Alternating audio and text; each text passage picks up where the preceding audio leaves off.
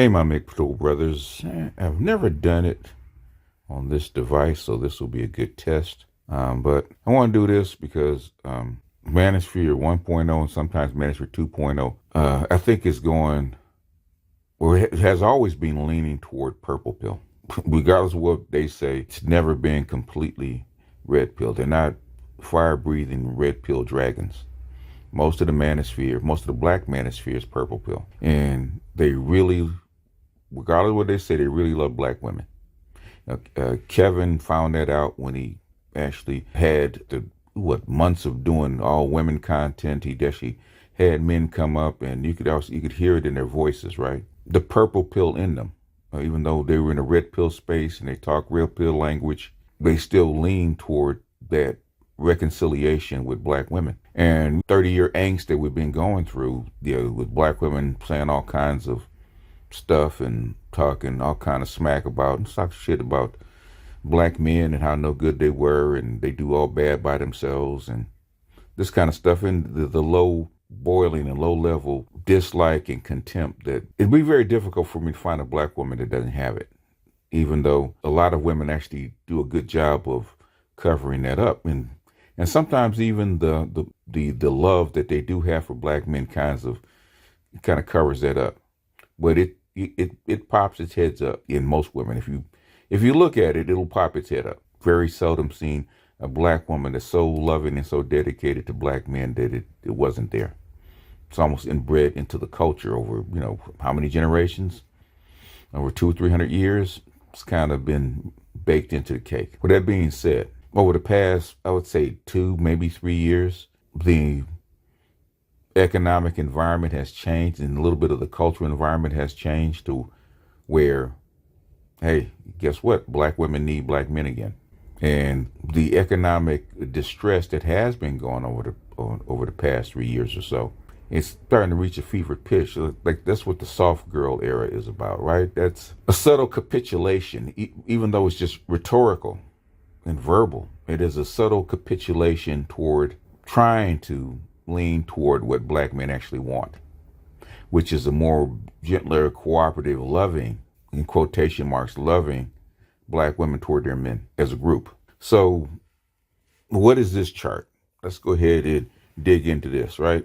The purple pill that's coming out of black men, especially Kevin with the high value men, even though Kevin was only talking about a small percentage of men, okay? He wasn't talking about the average workaday guy that has to pound out $20,000, $30,000 a year and has to grind to get that, right? And if he wants to do more, man, he's got to work 60, 70 hours, which if you want to become successful, okay, you really have to do that. What Kevin was saying by working those 2 jobs. Most guys I knew that are successful did have to work an extraordinary amount of hours. Okay, it's not that easy. Even the guy, my partner who was basically a scammer, he grinded, man. He worked 19 hours a day. I mean, literally 19 hours a day. So if you're willing to put in the work and you're willing to put in the grind and willing to do it toward a goal, you can get there, man. It's going to take a lot out of you, but you can get there. But what I want to show is this demand that's shout out to O'Shea, shout out to Obi, shout out to a host of others, even a shout out to Obsidian, who's actually sparked this about this purple pill space. And what I call them is, I kind of call them blue pill ciphers. Okay, that you got guys that have taken the red pill because of the environment in the matrix, and then they get out into Zion and see that it's a rough. It can be a rough life. It's ideological, but it can be a rough life. It can be lonely, and what they really want to do is go back into the matrix under favorable terms. This is me speaking. And man, I said about 4 or 5 years ago, okay, because you could see it happening with automation and the slow erosion of jobs, especially service sector jobs, which are easily automated and where women work, and that still can, it hasn't really rolled through because the government doesn't want to just sack a whole bunch of people and have them out there doing nothing where they have to take care of them. So they roll these kind of things out slowly. But I looked at automation, I looked at other things, especially the kind of jobs that will be taken away. I knew that somewhere along the line, black women were not going to be doing as well. And there's going to be so many of them that the government cannot take care of them adequately. They're going to have to come back, and they're going to have a different kind of attitude, especially toward the men. And I said this like 4 or 5 years ago. They're going to come back to the table. What are you going to say? And I've said it often enough over the last 5 years that I'm pretty much known for it. Pretty much known in 2018 for the coffee girls. In other words, as this situation unwinds, the economic situation unwinds, a lot of women are going to have to be out there selling their bodies. And if you flood the market with so many of these girls, so many of these people, then what's going to happen? What's going to happen? So many of these people get flooded, price is going to go down. And you can actually see the price of sex is going down. And that's another thing that I saw. But let's get into the chart. Because lately, since the women have come back, they have come back to the table to negotiate. A lot of guys were saying what they want is complete surrender. A complete surrender of terms. They weren't going to really negotiate it. And if the women didn't want to completely surrender, Obsidian, one of them, go back and check the tape. A few others were one of them, go back and check the tape. They said they would settle for nothing less than complete surrender. Now, I knew that that wasn't possible. I knew that we don't get into this in a few months or a few years and then get out of it in a few months and a few years. Socialization takes time. And it's going to be a process. Even this is a process, even though they've come a lot longer way and a lot faster than some people would thought. It's still a process. They still carry their training. They still carry that low boiling contempt and hatred of their men. I'm rolling through Burger King today, right? And you can tell. Okay, she greeted me. She tried to be friendly. She didn't smile, but the thing is, she didn't have the same old prissy attitude because they need jobs now. They've retrained their people, okay, especially black women, about their attitudes. You can see the shift in attitudes, okay? I'm not even going to tell you the whole story. It was actually, I think it was in the grocery store, and the clerk was actually basically hitting on an older guy. And the clerk had to be like in her late 20s.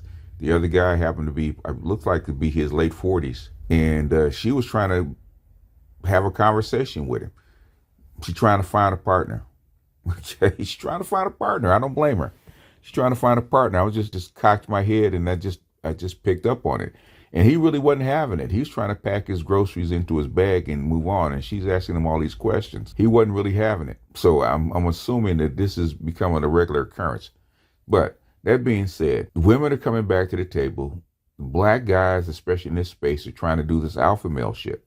Obsidian had this, I think we played it, about this guy, Gabe. Now, Gabe is part of Nicole Michelle stuff, and he's talked about how much money that a man should spend on a date and stuff like that. And it's got to be, can't be a coffee date or walk in the park. It's got to be $150 or got to be a certain amount of money and a sit down dinner and that kind of crap.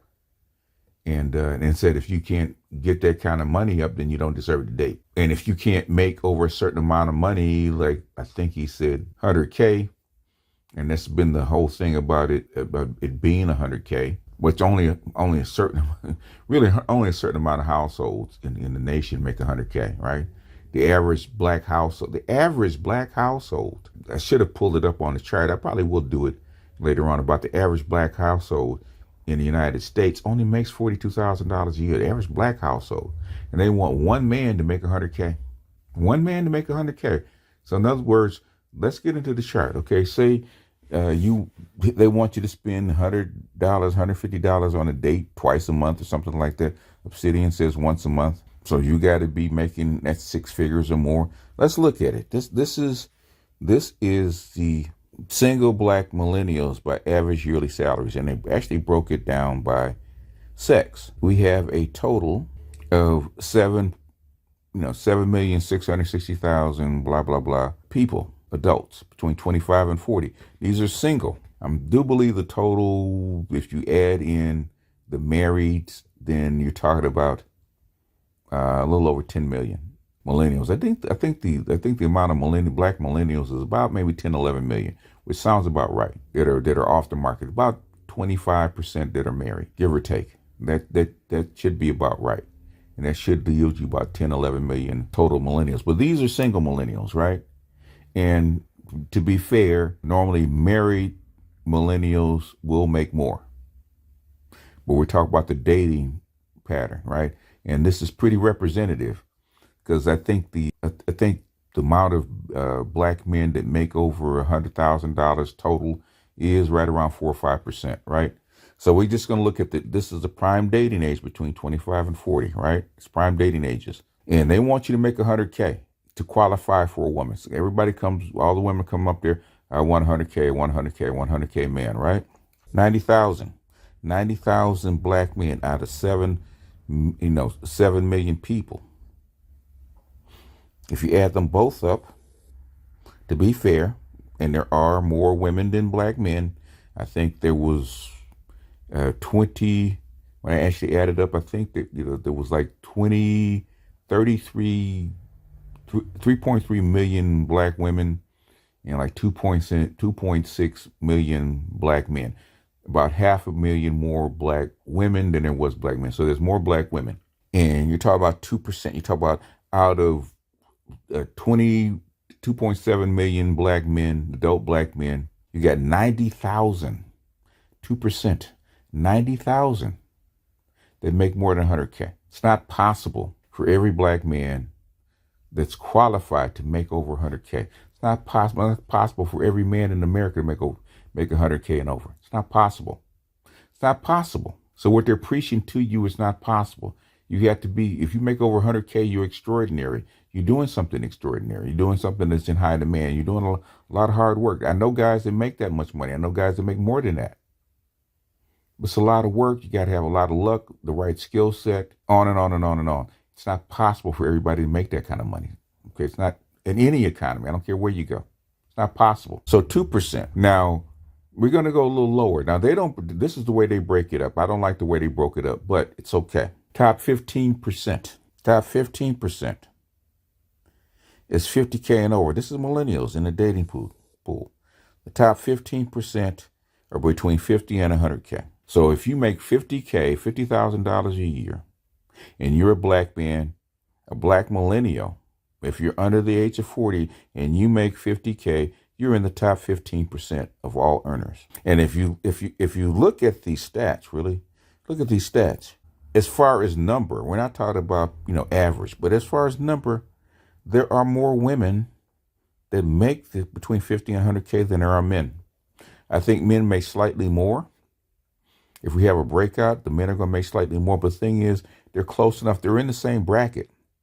It's almost a dead heat, so that non-50-50 shit in this environment, in this society, is out the window. She's making as much as you are. Why should you go 50-50? I mean, why should you pay all her bills? You're in the same boat she is. Basically, you're going by an environment, a cultural environment that's 70, 80 years old. When black women made pennies on the dollar, when black men made roughly half of what a man makes. Roughly half. This is called equality. You have equality. You got parity. You have equity. There's no reason that women, any woman, black, white, Latino, whatever, should demand that a man pays for all the dates and all the bills. You're making as much as he is, and you demand the work. Now, if women wanted to go back into the household, not work anymore, and so that the men that are qualified could take the same jobs, there'd be no competition for jobs, especially higher level jobs, I would be fine with it.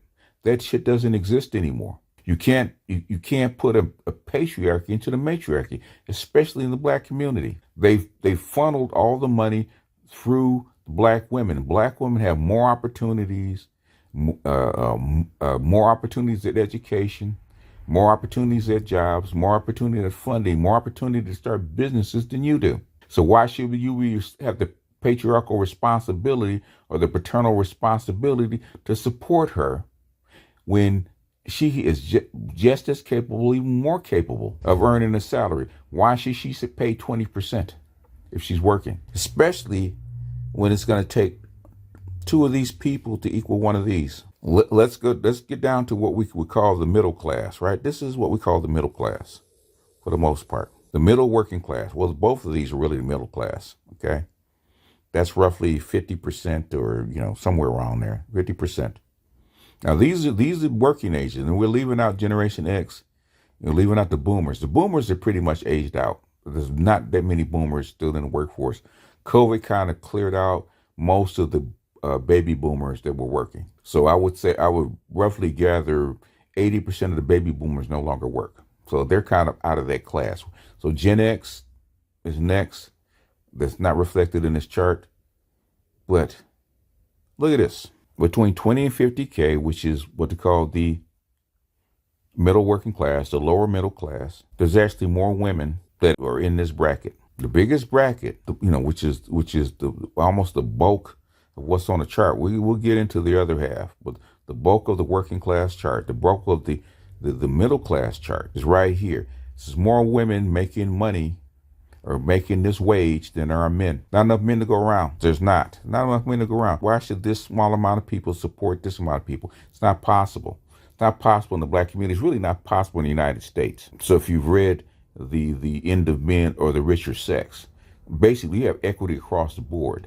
50-50 is the name of the game. 50-50 is the law of the land. The thing is, why are women still calling for it? And worse yet, red pill men talking this old-fashioned blue pill bullshit. I don't get it. Because if you look at the facts on the ground, like I said, the math ain't mathing. Basically, you have an imposed gynocracy where the dominant structure has filtered the money through the black women, and there's more women making more money than you.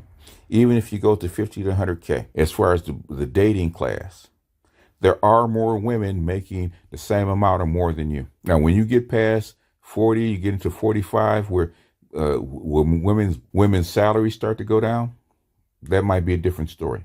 But looking right here at the prime dating ages, there's more women that make the same amount of money or more, right? It's more women. This is called equity. So why should men have the burden of paying 100% or 80%, or basically paying for all the dates and paying for all the whatever, right? Paying for the courtship, especially when equity is there. Now let's go to what I call the working class, or the working class poor, the people that are under 20K. Okay, these are the working poor, or the lower working class, however you want to put it. $20,000 a year is what, roughly $10 an hour. That is minimum wage. That is working poor. In most major cities, okay, you have to be averaging a household average of over $40,000 to have housing.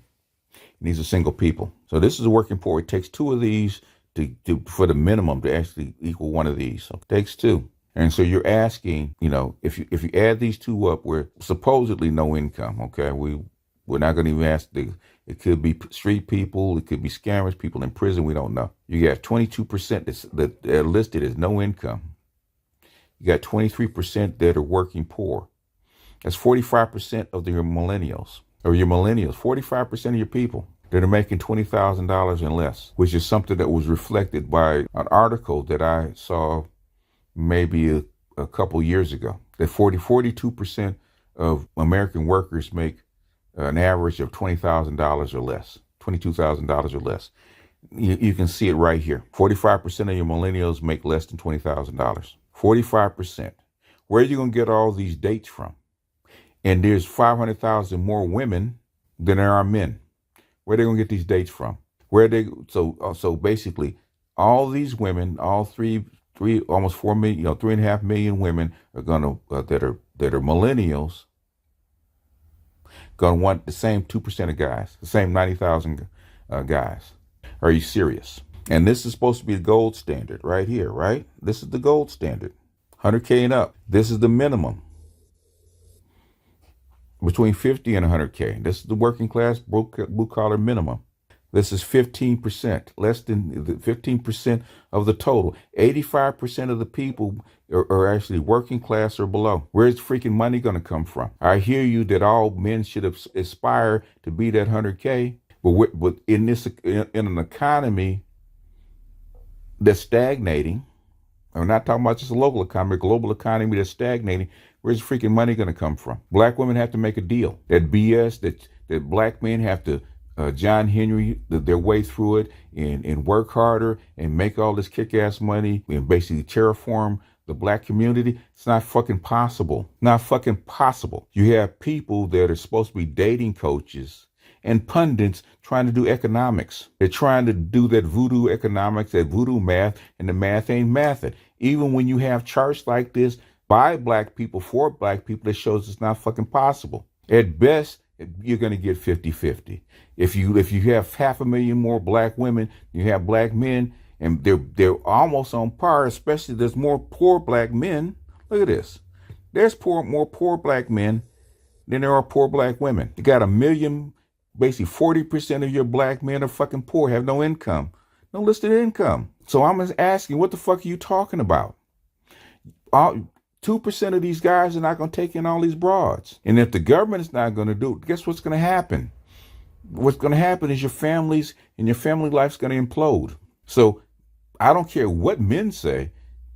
Kevin, God bless you. Because Kevin, I know Kevin, man. I talked to Kevin. Kevin was only talking about the top 5% of guys. That's all he was talking about. Maybe 10% if you include, 15% if you include these, what he called blue Henrys. High earning, not rich yet. The guys that are up and coming, that if they worked hard enough, they could get here. So I don't know where you guys get off talking about this bullshit, man.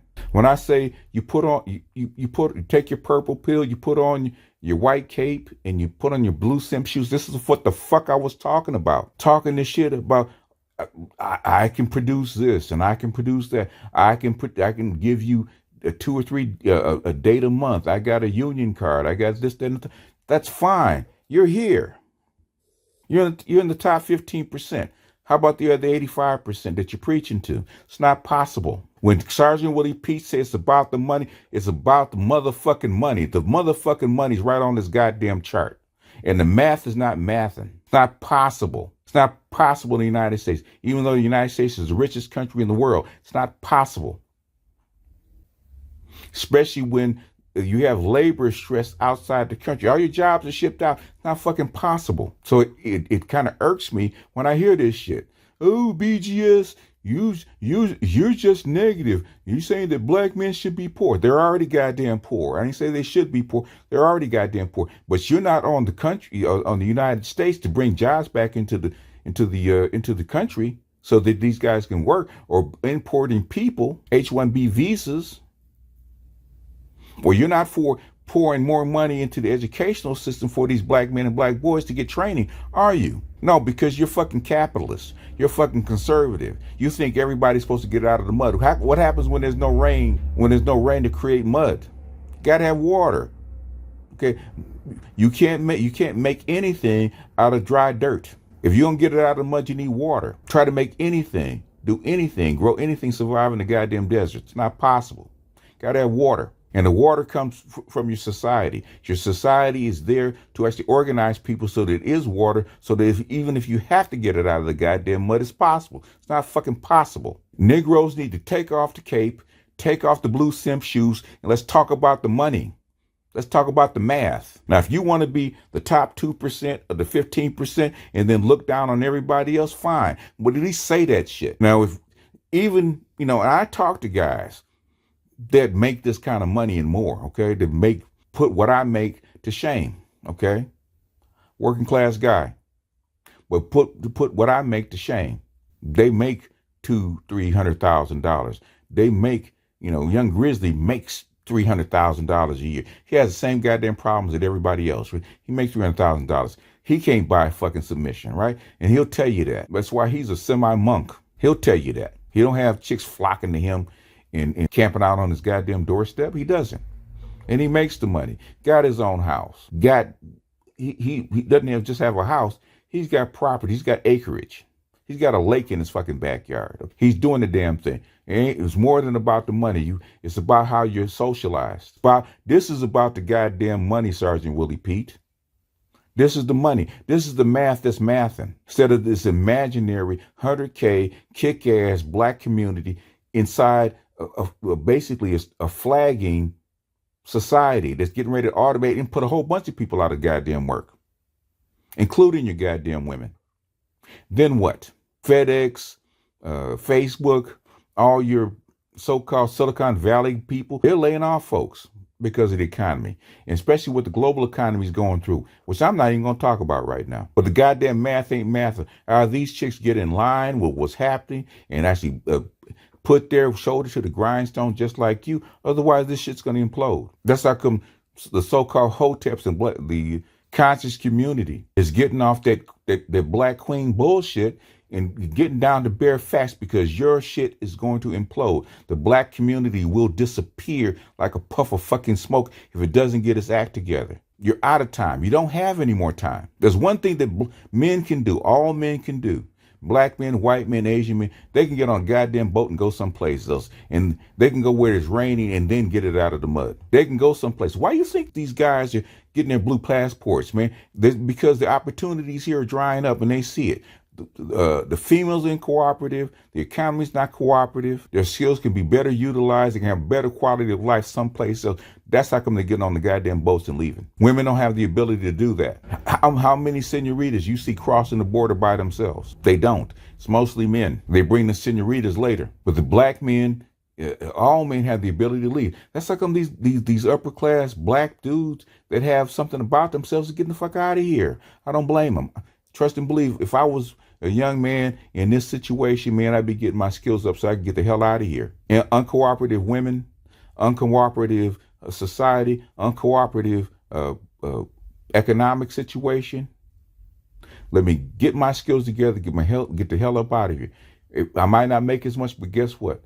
If I make $50,000 a year someplace else and my cost of living is 80% off, I'm making some money. I'm a $100,000 guy plus someplace else on less money. Continuing. Let's get something straight, okay? And this is not new. Clark and Frazier and Moynihan said this way back in the 60s, 50s, and 40s, right? If you have women with more education, what does that indicate? Because most of these guys that have a diploma, high school graduate, they have what? A GED. How do I know? I got people in my family, guys in my family that didn't graduate high school, had to go back and GED, get a job. What this means is that you do not invest in your boys. You have way more women, number one. You got way more women with the money funneled into them so that they can go to college. They've been encouraged by their mothers and society to be these kick-ass feminists and you go girls to actually attain more degrees, attain more training, make basically level out the pay. So if you look up here, there ain't no motherfucking pay gap between black men and black women. But you're investing all this money and time and effort into the girls. What do you think you're going to get out the other side? If you put your investment in the kick-ass girls and don't put your money into the boys, guess what you're going to get? If you don't put no money in the beginning, you don't get none out. It's not rocket science. I'm tired of black people, black men, even the goddamn black manosphere on a motherfucking fantasy. You don't put anything in, you're not going to get anything fucking out. If you have more women trained, you're going to have more women making more money than you. The only reason that this is even higher is because you got a lot of truckers and blue collar workers that make six figures. Otherwise, black women would be making more money in the top 10%. Okay, the top 2%. It's not fucking rocket science. The math ain't math, and according to you, this is the math. This is the money. This is where society changes. This is your gynocracy in action. The thing is, they want to point the finger when it blows up on you because you can't make six figures, because you can't contribute 100%, because they only want to put in the minimum. Okay, they want to work you to death like a fucking mule, but they don't want to invest into you. And you guys let them get away with it because you want to be John Henry and try to get it out of the mud. Guess what? Over the past 80 years, guess what's happened? It ain't, you can't get it out the mud. No other country on the planet does it this way. But you think that because you're black and because you're African American, that you're some kind of special people, that you can do what nobody else does. And guess what? Over the past 100 years, you haven't. But it's always if black men do this, if black men come together, if black men blah, blah, blah, blah, blah, blah, blah. It's not possible. It's not done this way. It's not done this way in any freaking country. Name me one where you don't invest into the boys and you get something else out on the other end. Name me one. The plants that you water and fertilize are the ones that grow. You don't invest into the boys, you're not going to get anything out. It's not possible. Now, instead of talking, instead of giving your goddamn opinions, show me something. I said that the truth on my panel, okay? You're giving me this if. Show me something. Show me a case where that's possible. Well, if we get our money together, if enough black men get their money together, so you expect 2% of men, 15% of men to actually lift by themselves the other 85%. Really, what you expect is the 2% of guys that barely got there. They barely got there to lift the other 98% against everybody else that you have to compete with. You're not just competing with the United States, you're competing with other countries around the world. You have H-1B visa Indians that are coming over, that have been trained in elite universities, coming here, taking your goddamn jobs, paid for by India. You're competing with not just the United States, but India. You're competing with China. You're competing with Nigeria. You're competing with the Middle East. You're competing with Latin America, where they go get training. Those, even the blue collar workers, those little boys start doing blue collar work and cement work when they're 5. So when they come here and they're 15, they're 20, 30 years old, they've been doing it for 25 years. This shit does not come out of nowhere. They've invested in those boys. The ones that do make it up here, they invested in those boys. If the black community does not invest in its boys, it's not going to get anything out. And I'll be damned if I ask black men that have not been invested in to actually lift this whole community out of its morass. Why? Because you believe in black love? Are you fucking kidding me? Why you think the millennials, younger millennials and the Z's are going elsewhere? Fuck them, okay? Mean ass women that are snarky, have bad attitudes, and always got their hand out because they want you to do something. Let me go to Becky. Let me go to Mei Ling. Let me go to Maria that's willing to help me. Dr. Johnson told me about, I'm going to use this story. Dr. Johnson told me about one of his friends that he knew, right?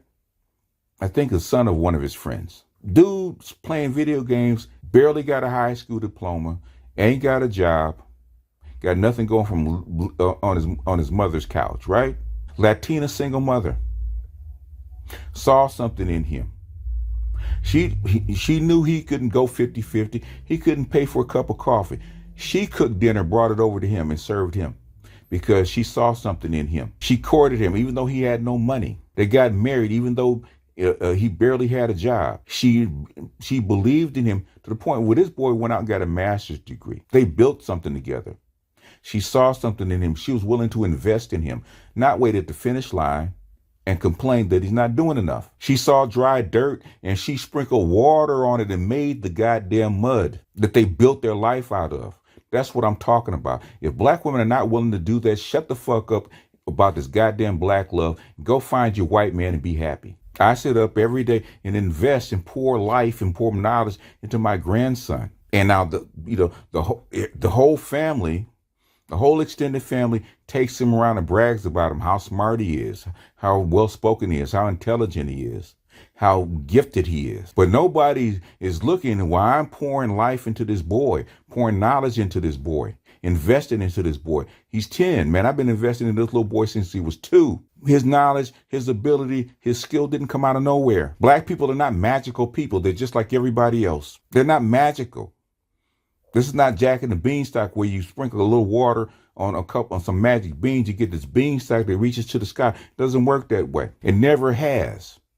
That's how come we're still almost in the same spot that we were in the 1960s, complaining about the same shit. This fucking chart shows you that we're not quite there. But this chart shows you we're not that much farther along than we were since the 1960s. The people at the top, the 15%, they're doing better because of civil rights, because of affirmative action. They're doing better because they have slightly more opportunities.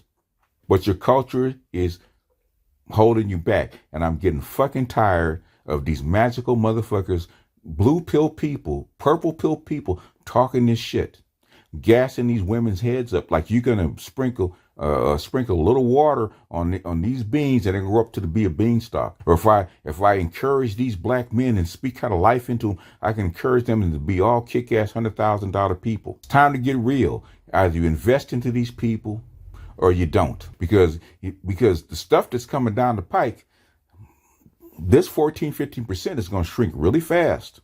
Really fast. It's going to be really a lot harder to get up into this, this 100K mark that you think that everybody's can attain.